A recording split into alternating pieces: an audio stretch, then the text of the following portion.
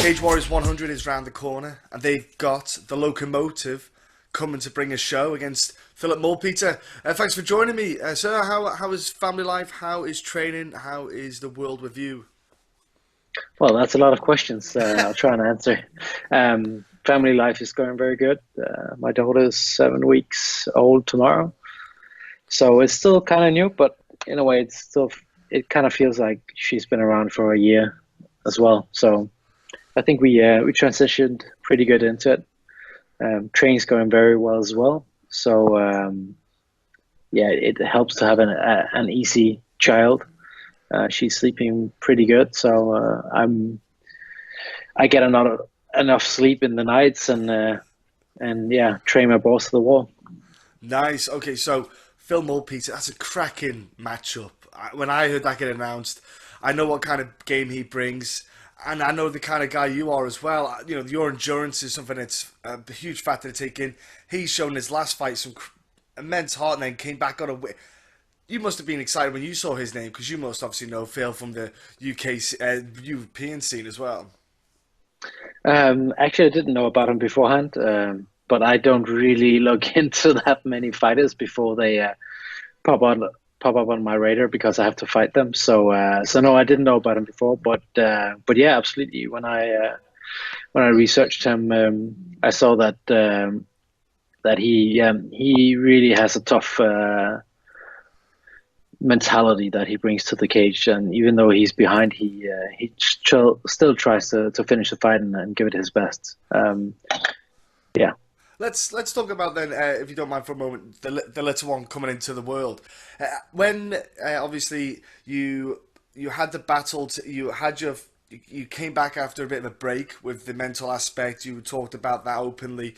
I think that's kind of opened a lot of people's eyes to be listening and open to other people. But then when the little one came in, how did the little princess change your perspective on training, maybe, or going into the cage? Do you see anything? Did she change your points of view in any way?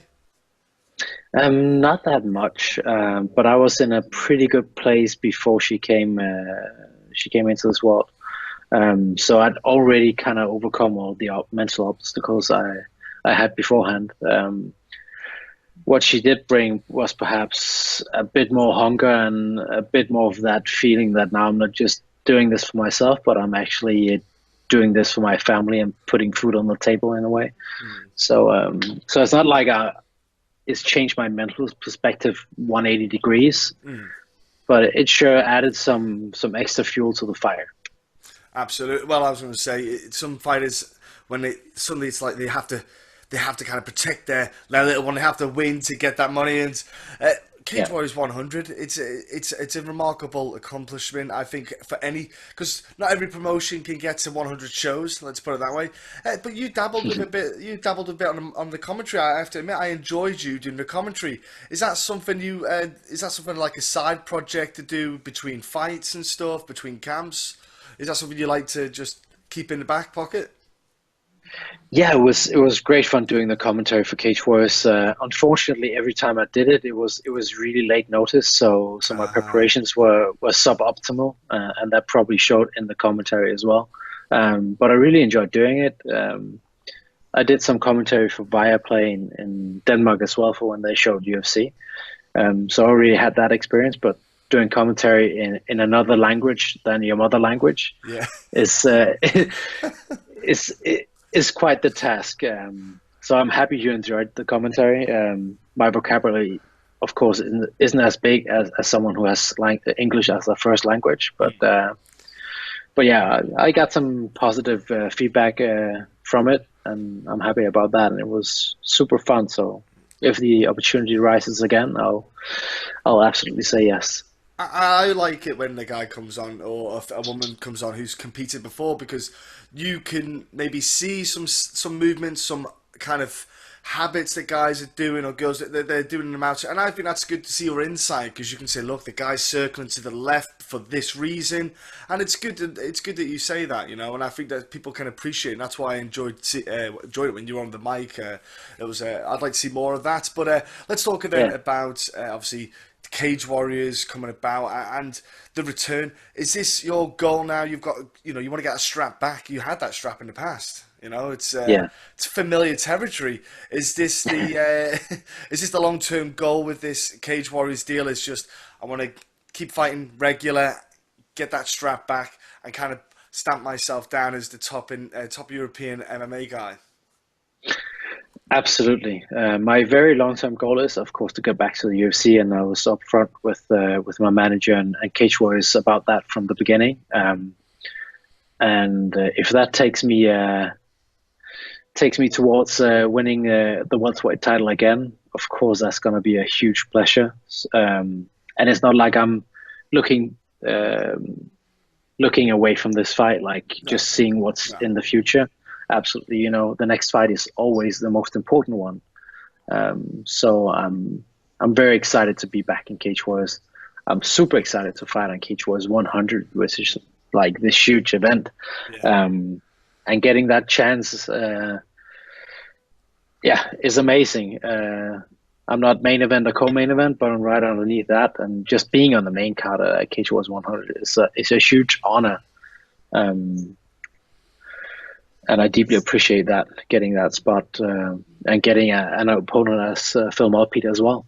So I'm happy. I would be happy too fighting on that card. But then again, they got Polaris the day after as well. Which are you going to be attending that yourself? Is that something you've scheduled in? Because they've got some great matchups on there as well. Yeah, I'm trying to figure that out. I have to talk to the missus because she's coming over for the fights, and I wanna watch Polaris with my coach, but she might be a bit bummed out if we spent the entire day after I just fought sitting inside in the arena watching grappling events while she's having the kids. So I just have to figure out if that's possible or not. But if possible, I'd love to watch Polaris as well. Yeah, absolutely. I love that kind of combination they've done there for the weekend. If I can get down there myself, I would have. But like you said there, daddy duties kick in sometimes and restrictions come along. But let's look at your training camp then. Obviously, you're 1 year younger than I, right? But then again, we're getting to that point where things start to feel a bit different than they did when we were 23, maybe 24. Is your training kind of adjusted to this now? To maybe kind of, because you've got to take into consideration that when you were 20, you kind of push through your training a little bit. If you were hurt, you just go through it. Do you take maybe yoga a bit more, or do you take rehabilitation more seriously? Do you approach it a little bit differently now when say from when you turn 30 onwards? That's a good question. Maybe I'm just a freak of nature, but I haven't really felt age set in that way yet. Maybe slightly, but it's not like I've felt I needed to kind of turn my whole training regimen around and focus on other stuff. And I think if I train different nowadays, it's more because I've gotten smarter than because my body is breaking down. I don't have any, chronic injuries and stuff like that. So in the physical sense, I feel like I can do what I've always been doing. But yeah, I've gotten smarter, of course, over the years. And after the break I had, I kind of started up my training and looked at it a bit differently. So I've made some adjustments, but I don't feel I'm lacking or having to do yoga. No. Not that I wouldn't want to do yoga, but it's not like my body is breaking down. Actually, feels much better for every fight after my comeback. Yeah, well, look, I was going to say you look sharp. It's obviously it's always curious to know how fighters approaching. Some people obviously have, like you said, reoccurring injuries. They have long-term injuries. If you're lucky enough to not have to have had surgery or anything like that, it's huge. It's huge in your career because it means yourself. That gives you maybe a year or two longer than other people would have in the long-term game.